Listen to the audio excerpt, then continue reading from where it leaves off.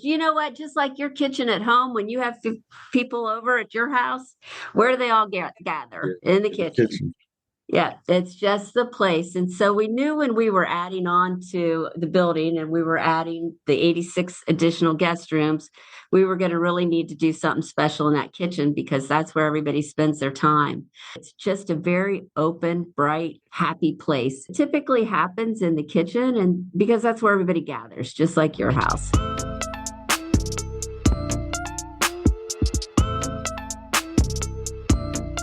This is Coach Tim Brown, host of Be a Baller podcast. I'm so excited today to have in studio with me a good friend and just a true servant leader in Columbus, Ohio.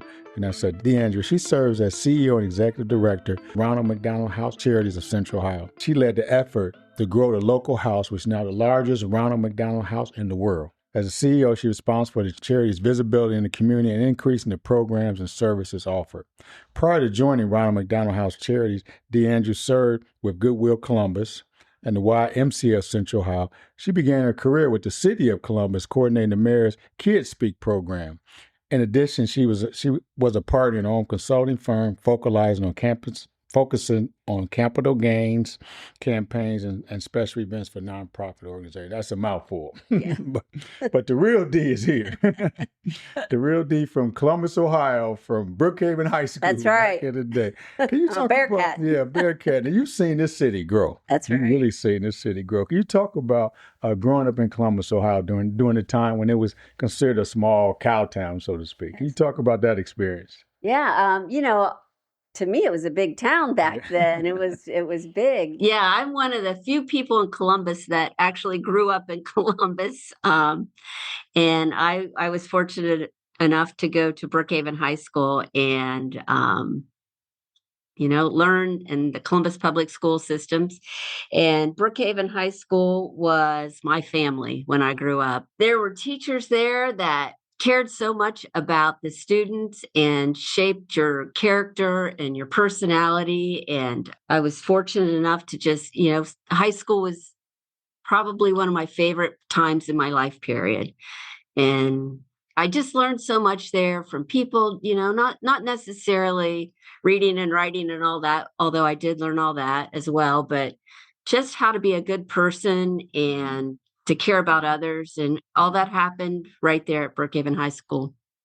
I still have a lot of my friends that I was friends with at Brookhaven, grew up with. They're still my best friends.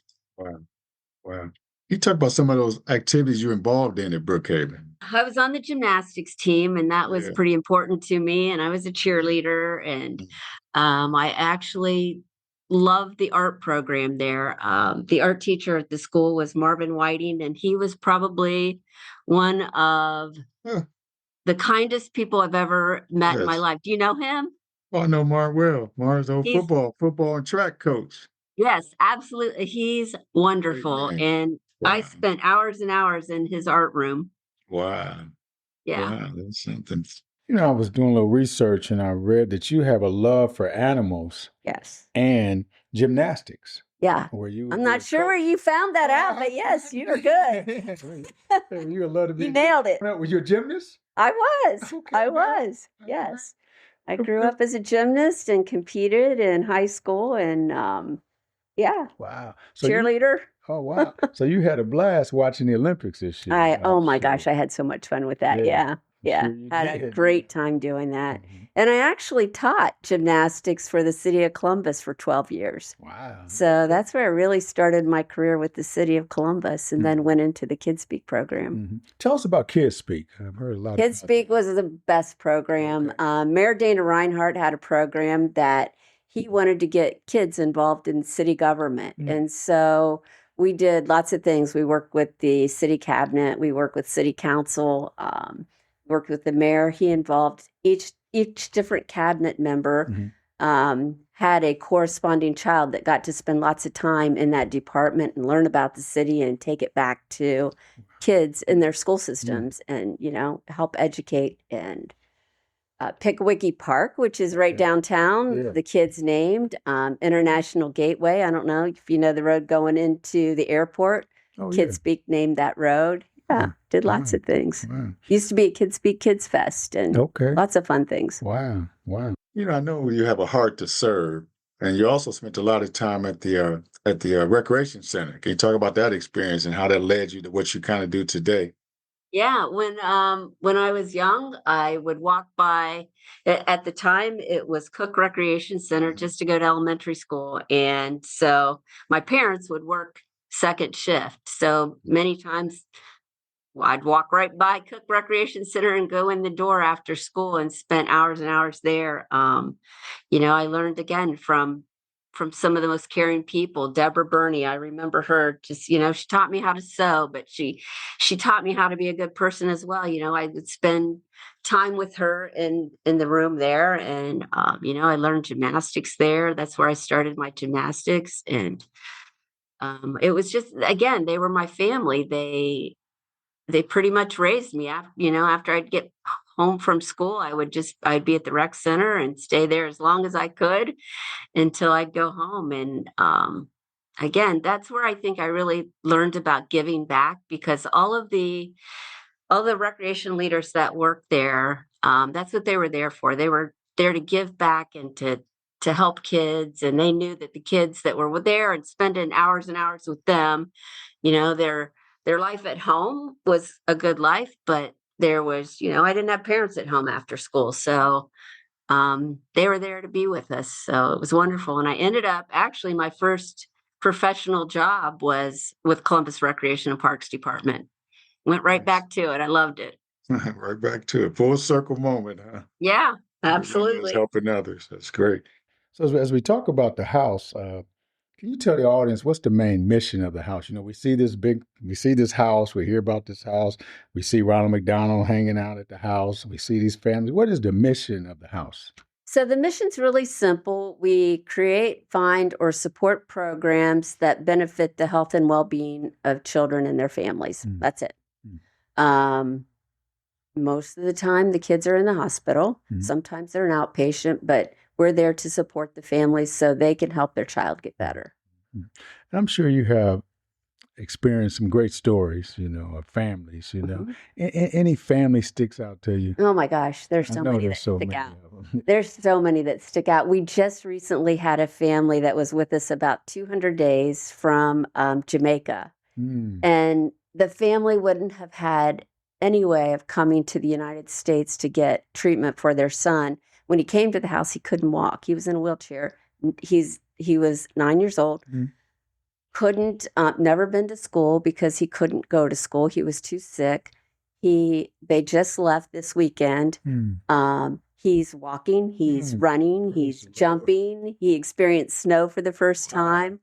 time. They're going back to Jamaica, and he's going to go to school. Mm, But all of that because he got to come to the United States and get treatment at Nationwide Children's Hospital. And, we were a small part of that treatment by mm. giving them a place to stay, but they were pretty special. They're a Wow. pretty special Wow. family. We know those from Columbus. We've seen the house when it was just that one little building. Can you talk about how the growth, and we know as Church Hospital grew, the house grew, but to the point it's grown now from 122 rooms to 203 rooms, 206. 26, excuse me, and being the largest in the world. Can you talk about that expansion project that you led? It was a monster. We actually, in last year, actually, you know what? 1 year ago today is when we opened the expansion. Last year, November 15th was our grand opening. And we actually doubled the size of the house, both in square footage and the number of families that we can serve. So we serve all the hospital systems here in Central Ohio. We work with Nationwide Children's Hospital, the Ohio State Medical Center, Ohio Health, and Mount Carmel. All of those hospital systems have families that rely on staying at the Ronald McDonald House. And if you've driven around Columbus lately, you've noticed that they're all growing. And Mhm. so we knew that in order to keep up and to provide our mission to all the families that needed us, we were going to continue to have to grow too. So we set out on a mission to grow the house. The Columbus community was very giving and helped support the program. And last year, a year ago today, we were able to grow this house. Since that expansion of the new house, can you tell the audience about some of the features inside there? Oh my What gosh. you're able to do because of the expansion? It's special. It has a space for everyone. It has, we've had some really generous gifts from the community, and not only just financially, but they came in and helped us decorate the space and make it special and put all the rooms in there that we need. We have an inside, Columbus in the winter gets cold, so it's not really a place to play outside. Mm-hmm. That's conducive to kids. So we have a zoo room now. Our old kitchen became a zoo room, which is an indoor play space. Kids can run and jump and climb, and parents can sit and watch them and read a book or whatever. We have an exercise room for families that, parents they go through a lot of stress at the hospital. Mm-hmm. So when they come back, it's good for them to exercise and burn off some of that steam. We have an arts and crafts room for little kids. We have a princess room. We have probably the most popular space in the house is the kitchen. Can you talk about that kitchen in the house? That's the meeting place. Yeah, that's the place. You know what? Just like your kitchen at home, when you have people over at your house, where do they all gather? In the kitchen. Yeah, it's just the place. And so we knew when we were adding on to the building and we were adding the 86 additional guest rooms, we were going to really need to do something special in that kitchen because that's where everybody spends their time. So it's a wonderful, wonderful dining space. It's 2 floors of dining space now. It's just a comfortable area. We have space where people can go and sit in a booth and kind of have a little quiet time if they want. We have a little bit of high top tables, regular tables, but it's just a very open, bright, happy place. And all the activities, if somebody comes to do something special or volunteer at the house with, a band, or they want to come and do scrapbooking with families, it typically happens in the kitchen, and because that's where everybody gathers, just like your house. You've had some special meals cooked in that kitchen, haven't you? All kinds of cuisine going in there, doesn't it? Yes. Absolutely. We sure do. And you know what? It's all provided by volunteers from the community. This house runs on volunteers. Everything that's done in this house is done by volunteers. That's what's special. So the house really belongs to the community. We have a few full-time people here that help run the place and some part-time folks that check families in and take care of them. But really, the cooking, the cleaning, the maintenance outside, it's all volunteer power, and volunteers in Columbus love this house, love to come and spend time with the families, and that's how we run it. That's important. Can you expand a little bit more on the importance of volunteers at the house and how a person can get involved in being a volunteer? Yeah, they are, like I said, they do everything at this house. We have about 30 staff members here, but we have probably 600 volunteers that work on a monthly basis. So that right there tells you who's running this place. And when I started, the volunteers even organized the volunteers, believe it or not. So, but they honestly do. They paint the house, they clean the house, they do the laundry. When a family checks out, they go in and clean those rooms, and they do the laundry, they wash the bedding and the towels and all of that. Then they put it back in the room for the next family that comes in. They cook 3 meals a day. You name it, they do it here. And it is important to us. We couldn't do that. We couldn't run this house without them. And if anybody wants to volunteer, you can come as a group. We have lots of church groups that come. We have people that their company will come in and do an activity, or they might come in and have a meeting in the morning, and then in the afternoon make lunch for families. So you can do a team building activity, or you can come as an individual and you can, set your own schedule. You want to come once a week? You want to come once a month? We're open to anything, and anything that you do at your house, we do here times 200, because we have 206 families that stay with us any night of the week. So everybody's welcome. everybody's welcome to come and get involved. And there seems like there's something for everybody. If you like to work outdoors, we have a big garden, we have outdoor area, we have an outdoor courtyard where kids play. And so, we trim bushes and we cut grass and we grow vegetables. So if that's what you're into, we have that. If you like to do typing, we have all kinds of, we send out letters to people. We write letters to people thanking them for being a good supporter of the house. So there's something for you to do there. If you like to do laundry, unbelievably or not, people will come here and do laundry that they don't want to do at their own house. So it's just, they get to build friendships here with other volunteers, and it's just a special place. You've been here, Oh yeah, I know. That's awesome. It's an honor. Yeah, it's truly been a blessing, and you won that several times, so that says a lot about you and your style, but most important, I think about who you are as a person. When you walk in the room, I'm just saying what some of your peers have said, but they just talk when you walk in the room, there's something special about you that you attract others to you. That people want to be a part. They want to work with you. I've had that pleasure working with you when we did the Clark Kellogg Classic. Yeah, it was fun. And what a blessing, because when we first started, we worked with Shirley Rogers Reese from McDonald's. There's another special. When Shirley said, "You got to get to Dee Anders. You got to get to her." And the first time we met and all came together, it was just like magic again. It was such a group that just worked together with your leadership, It was fun. You are truly an inspiration for other young girls as they see you. It's important for them to see a person like yourself in that suite as a CEO. What words of encouragement would you give to some young girls who aspire to get to that level? I would tell girls, just do the best that you can do in everything that you do. Mm-hmm. Give it your all, and you will end up where you're supposed to be. Mm-hmm. I never had any idea growing up that I'd be doing what I'm doing now. Never even occurred to me that I would be doing what I was doing now. But everywhere that I went, I actually loved every job that I've had. Mm-hmm. But I worked really hard, and your results show. Like, you don't have to tout your own horn. Mm-hmm. Your results will speak for themselves if you're working hard. Mm-hmm. And so I would tell every girl, things that you love to do, work really hard, and you will rise to the top. Mm-hmm. If it's something you're not interested in doing, then find what you are interested in doing and work really hard. And you'll be able to, you won't work a day in your life. It'll always be fun. Right. That's a good word. Always be fun. Always be fun. For you, what was that moment in time where you realized, when you got that job, you're sitting there, you're like, this is me, I can really have an impact. What was that moment like when you?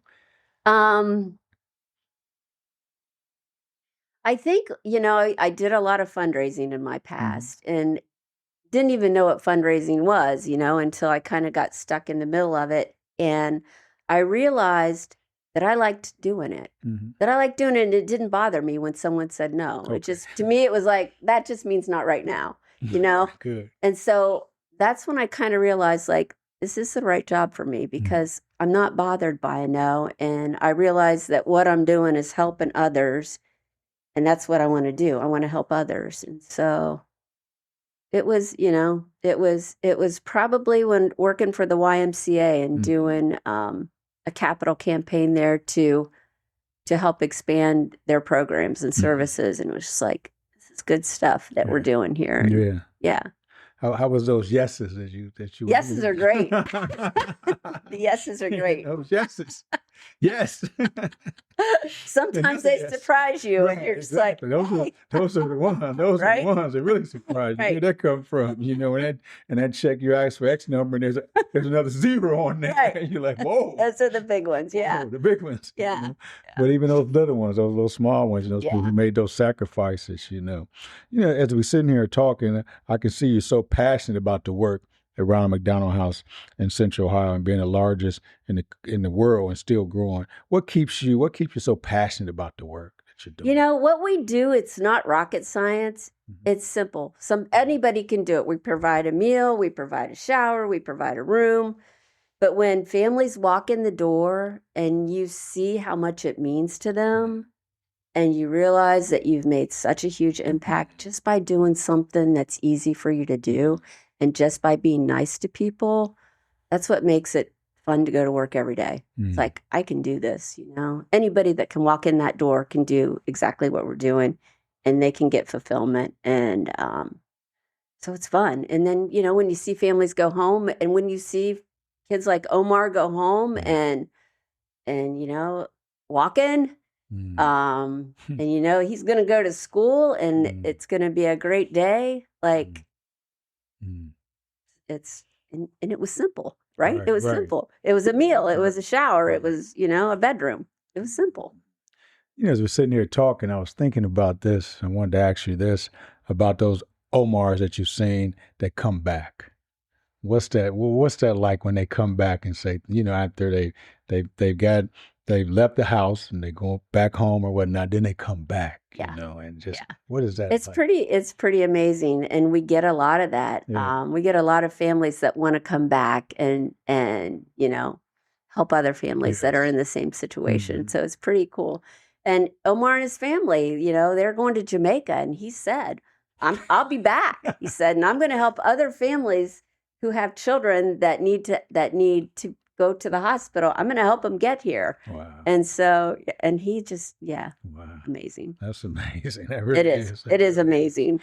That really is just the impact. Just the impact, generational impact. Yes. And not just, I think they feel a sense that since they've been helped, they want to help somebody else. They can go back and see, I know where you can go and, and get some good help, some good help. I know where you can go and get served. I know where you can go and get healed, so to speak. I know where you can go. There's this place in Columbus, right? And there's this lady named Dee Anders. And when you get there, tell her I sent you. Yeah. We actually had a family that spent a lot of time at the house from Italy too. And they ended up opening a house in Italy. Wow.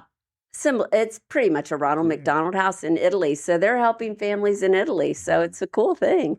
Wow. As we come around the corner, this is a legacy broadcast, and we talk about legacy. What does that word mean to you? When you hear that word legacy, what does that word mean to you? It's the lasting impression, I think, that you leave wherever you go. And whatever you do, like, what do people think when you're, what did they think of you? I think that's what it means. That's what the legacy is.